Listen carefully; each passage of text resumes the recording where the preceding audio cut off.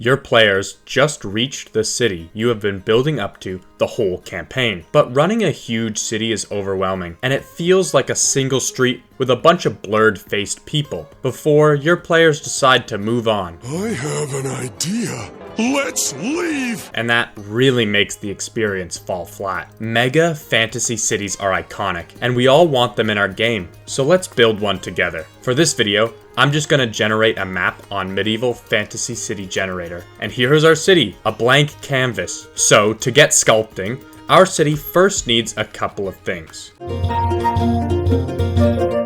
Locations are really important, and there can be as many or as little as you want. To list some important ones you probably want are a tavern and an inn for your players, which can be the same place. A market, a general goods store, preferably a market because stalls lining the town square makes it feel like more of a city. A church for a related god, or multiple churches if you want multiple gods represented. But for this video, we're just gonna do one. A town hall, if the city is not the capital, or a king's throne room if it is the capital, which we're just gonna do a town hall for this video. So for right now, we have 4 locations, but I encourage you to add more, especially ones that your players would find interesting. For traveling, I feel like most DMs get overwhelmed by the feeling like they need to explain everything in the city, but players will fill in the gaps with their own imagination. So don't worry about explaining every little detail, because that will never happen. For running the locations, just lay a printout of the map on your table with some highlighted areas to mark out the locations. So your printout would look something like this. And if you don't have a map and you're making it up on the fly, just some sticky notes with the names of the locations is fine. Wherever your players are in the city,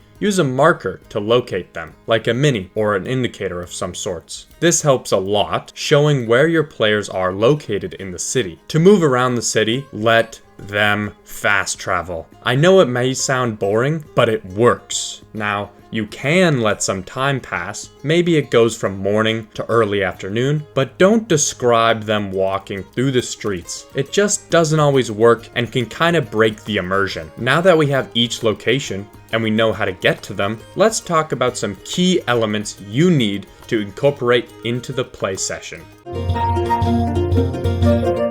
Not literal locks and keys, but story locks and keys. A lock is something that is blocked by the players, like a rude man not telling them the answers they want. And the key is what unlocks that story lock. So in this case, maybe it's a bribe of some sort. So now that you understand locks and keys, we need to flesh out these areas, and each location needs a couple things. So let's do it with the tavern. First is we need to add some characters. An important thing about cities is to use some rare races. It can make the city feel a lot more diverse than at other towns. For the tavern, this can simply be a barman, a waiter, and a local drunk that are always there. But I will always put other characters in this tavern for your players to interact with, to do small bard games, or maybe get into some brawls. And 2, we need to add what I like to call world building, or in this case, city building, and it comes in 3 tiers. 1 is easy to access.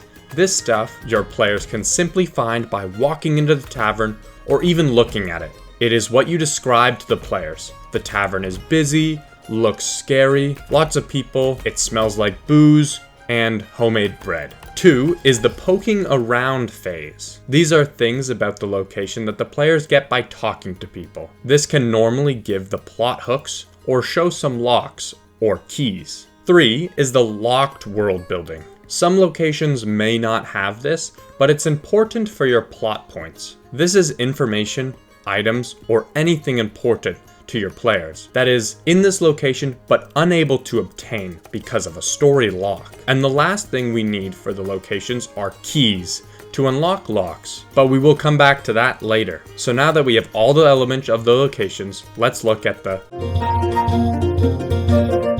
We need a plot thread or threads to follow.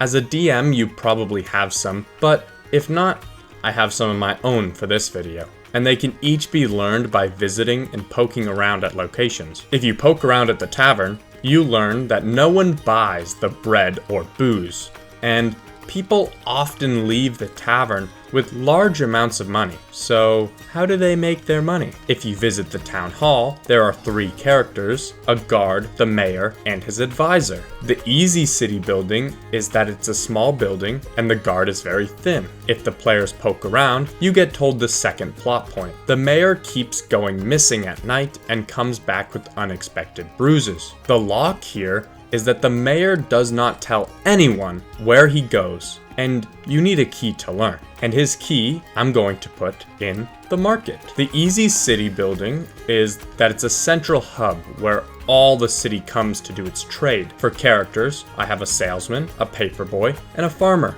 If you poke around, you can find the first key. The paperboy tells you that there's an underground fighting ring. This key tells the players a lot, if they can put it together. If they go to the tavern and bring up the fighting ring, accusing the barman, they will get kicked out. Get out! And that is the lock of the tavern. It has a fighting ring, but if they don't know the password, they'll get kicked out. So we can go back to the town hall with the new key that we have obtained from the paperboy and try it on the mayor. And this is where some dominoes start to fall into place. One story key will unlock a lock, and most likely will have a key behind it. If your players question the mayor's advisor on the fighting ring, the advisor will tell them that he wants the mayor to stop fighting, but he says he only keeps going because he's unbeatable in the ring. So he tells you that he wants you to beat the mayor in the fighting ring and tells you the password, which is the key to the lock at the tavern. So your players can go to the tavern, use the password, get into the fighting ring, and beat the mayor at his own game. To summarize, each location have characters, city building, and either locks or keys. Some locations may have more or less depending on their significance. To travel between them, we have the fast traveling system, and to create complex city plot threads, we use the lock and key method. This method also lets your players determine the outcome and the path they will take to complete these plot threads. If you liked this video, please like and subscribe, and I hope this was helpful, and happy world building.